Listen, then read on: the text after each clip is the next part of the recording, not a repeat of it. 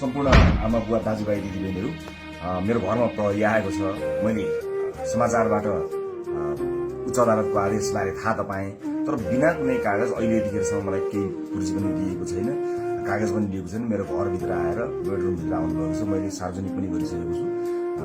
अब यसरी तैनाथ, उताबाट आदेशभन्दा पहिले तैनाथ हुने यो सबै चिजले एउटा ठूलो आशंका सृजना गरेको छ।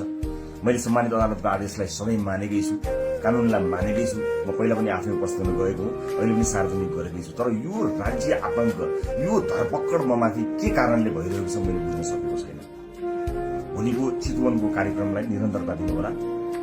मलाई लागेको थियो म केही कुरा भन्छु भनेर, तर जुन तरिकाले अहिले यो सामान्य अभ्यासभन्दा पर गएर जबरजस्ती गर्ने कोसिस बिना कागज गरेर छ होला, ल्याउनु पनि हुन्छ होला, ल्याउन सकिने पनि थियो।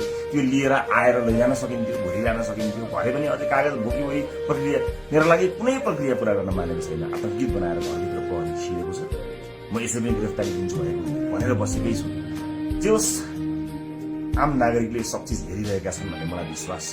न्यायको लडाई म एक थोपा रगत रहुन्जेल लडिरहन्छु। यहाँले साथ दिनुहुनेछ भन्ने विश्वास मैले लिएको छु। मैले कुनै गल्ती गरेको पनि छैन, कुनै अपराध गरेको पनि छैन।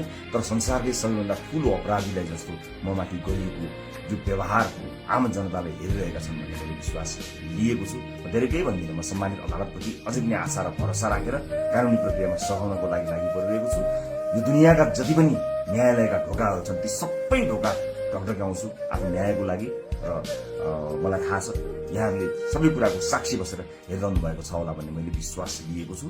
म यति जानकारी मैले दिनु उपयुक्त ठानेर मैले यो भिडियो रेकर्ड गराएको छु। चितवनमा जति पनि मेरा आदरणीय मतदाता आमा बुवा दाजुभाइ दिदीबहिनीहरू हुनुहुन्छ, भोलिको कार्यक्रम नरोक्नु होला। अन्य साथीहरू आउनुहुन्छ, उहाँहरूले कुराकानी गर्नुहुनेछ, निरन्तर चलिरहन्छ।